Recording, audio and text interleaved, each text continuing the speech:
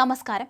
Indian സൈന്യത്തോട് തങ്ങളുടെ കുടുംബം കടപ്പെട്ടിരിക്കുന്നതായി 1968 നടന്ന സൈനിക വിമാന അപകടത്തിൽ മരിച്ച ഇലന്തൂർ ഭഗവതിക്കുന്ന് ഓടാലിൽ വീട്ടിൽ തോമസ് ചെറിയാന്റെ കുടുംബാംഗവും മല്ലശ്ശേരി ഇടവക വികാരിയും ഭദ്രസന കൗൺസിൽ അംഗവുമായ ഫാദർ ബിജി തോമസ്. സൈനിക സേവനം ചെയ്ത ഒരാൾ സാധാരണഗതിയിൽ പട്ടാളക്കാരൻ എന്നൊക്കെ പറഞ്ഞ് നമ്മൾ അവസാനിപ്പിക്കുമ്പോഴും ഈ രാജ്യത്തിന് ഒരു പൗരൻ സൈനികനാണെങ്കിൽ അദ്ദേഹം കൊടുത്ത സേവനങ്ങൾക്ക് ആ രാജ്യം വിലമതിക്കാനാകാത്ത മറ്റൊരു ഉപഹാരമാണെങ്കിൽ.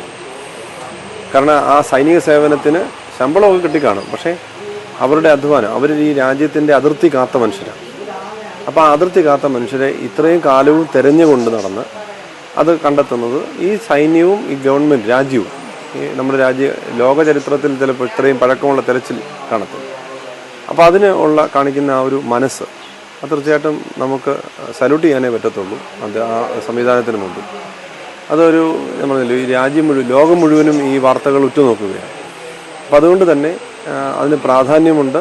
ഈ രാജ്യസേവനത്തിനെ സംബന്ധിച്ച് യൗവനക്കാരുടെ മുമ്പിലൊക്കെ ശരിക്കും ഞാൻ പലരുടെയും മനസ്സിൽ കേട്ടു, രാജ്യസേവനത്തിന് പോയാൽ അവരഭിമാനത്തോടെയാണ് പറയുന്നത്. രാജ്യസേവനം ചെയ്തവരൊക്കെ വളരെ ആത്മാഭിമാനത്തോടെ ഇതിനെ സ്വീകരിക്കുന്നുണ്ട്. അപ്പോൾ നാളെ ഇവരെല്ലാവരും വരുന്നുണ്ട്. അപ്പോൾ ഇദ്ദേഹത്തെ അറിയുന്നവരല്ല ഈ വരുന്നത്. ഈ രാജ്യത്തെ സേവനം ചെയ്ത ഒരു മഹത് വ്യക്തി, അദ്ദേഹത്തിൻ്റെ ധീര രക്തസാക്ഷിത്വം കഴിഞ്ഞ് 56 വർഷങ്ങൾക്ക് ശേഷം വരുമ്പോൾ പ്രണാമം ചെയ്യാനായിട്ടാണ് നാളെ എലന്തൂരിലേക്ക് ഈ ജനങ്ങളെല്ലാം എത്തുന്നതെന്നാണ് എൻ്റെ വിശ്വാസം. ഈ കുടുംബത്തിൽ ഞാനിവിടുന്നാണ് കല്യാണം കഴിച്ചത്. എൻ്റെ ഭാര്യാപിതാവ് സൈനികനായിരുന്നു, പെൻഷനായി. അദ്ദേഹത്തിൻ്റെ അനുജനാണ് ഇപ്പോൾ മരിച്ചു പോയത്. അദ്ദേഹം സൈനികനായിരുന്നു. എൻ്റെ പിതാവ് സൈനികനായിരുന്നു. ഈ കുടുംബത്തിലെ തന്നെ ഒരു പിതാവിൻ്റെ ജ്യേഷ്ഠന്മാർ കസിൻ്റെ ഒരു മകളെ കെട്ടിയേക്കുന്നത് ഒരു കേണലാണ്, കേണൽ പങ്കജ് എന്ന് പറയുന്ന ആളാണ്. അദ്ദേഹം ഇപ്പോൾ ബോഡി റിസീവ് ചെയ്യാൻ പോയിട്ടുണ്ട്.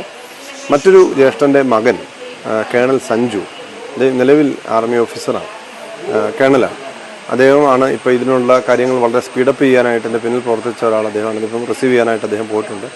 6-7 പേര് ഈ കുടുംബവുമായിട്ട് ബന്ധപ്പെട്ട അടുത്ത റിലേഷനിൽ തന്നെ സൈനിക സേവനം ചെയ്യുന്നത്. തീർച്ചയായിട്ടും അതൊരു വലിയ സന്തോഷമാണ്. കാരണം നമുക്കൊരിക്കലും കിട്ടില്ല എന്ന് വിചാരിക്കുന്ന ഒരു കാര്യം, നമ്മൾ കിട്ടില്ല എന്ന് കരുതി മറന്നു വെക്കാൻ ശ്രമിക്കുന്ന ഒരു കാര്യം അപ്രതീക്ഷിതമായി ലഭിക്കുന്നു എന്ന് പറയുന്ന ഒരവസ്ഥ, അതൊരു സമ്മിശ്ര വികാരമാണ് മനുഷ്യനുണ്ടാക്കുന്നത്. എല്ലാ മനുഷ്യനും, പ്രത്യേകിച്ച് ഈ കുടുംബത്തിലെ ഇദ്ദേഹത്തിൻ്റെ മാതാപിതാക്കന്മാർ അവസാന കാലത്ത് ഞാൻ മനസ്സിലാക്കുന്നത് ഞങ്ങളുടെ മകനെ കണ്ടിട്ടില്ല, എവിടെയെന്നറിയില്ല, ആ ഒരു സങ്കടത്തോടെയാണ് കടന്നു പോകുന്നത്.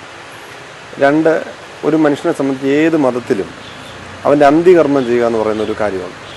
അത് നമുക്കിതുവരെ ചെയ്യാൻ സാധിച്ചിട്ടില്ല. അത് രണ്ടാമത്തെ കാര്യം. അപ്പോൾ ഈ 2 കാര്യങ്ങളും ശരിക്കും പൂർത്തീകരിക്കുന്നു എന്ന് പറയുന്ന ഒരു വലിയ കാര്യമാണ്. അപ്പോൾ അതിന് ശരിക്കും കടപ്പെട്ടിരിക്കുന്നത് ഇന്ത്യൻ ആർമിയോട്. 56 വർഷങ്ങൾക്ക് ശേഷവും ഈ തെരച്ചിൽ തുടരുന്നു, അത് കണ്ടെടുക്കുന്നു, അത് തിരികെ വീട്ടിലെത്തിക്കാനുള്ള ക്രമീകരണങ്ങൾ ചെയ്യും. അതൊരു സാധാരണ മനുഷ്യനോ ഒരു പറ്റ സമൂഹത്തിനോ ചെയ്യാൻ കഴിയുന്ന കാര്യമല്ല. കാരണം 18,000 അടി മഞ്ഞുമലയിലാണ് ഇത് കിടക്കുന്നത്. രാവിലെ പലരും പറഞ്ഞതനുസരിച്ച് അവിടെ നടന്നു കയറാൻ പോലും പറ്റത്തില്ല.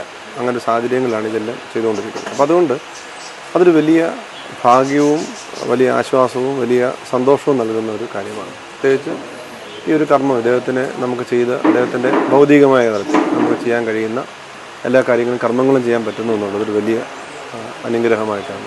അതിർത്തി കാത്ത മനുഷ്യനെ രാജ്യവും സൈന്യവും ഇത്രയും കാലം തെരഞ്ഞു കണ്ടെത്തുന്നു എന്നത് വളരെ പ്രധാനമാണെന്നും യുവാക്കൾക്ക് സൈനിക സേവനം ചെയ്യാൻ ഇത്തരത്തിലുള്ള പ്രചോദനം വലുതാണെന്നും സൈനികർക്ക് ആത്മാഭിമാനമുയർത്തുന്ന പ്രവർത്തനമാണിതെന്നും അദ്ദേഹം പറഞ്ഞു.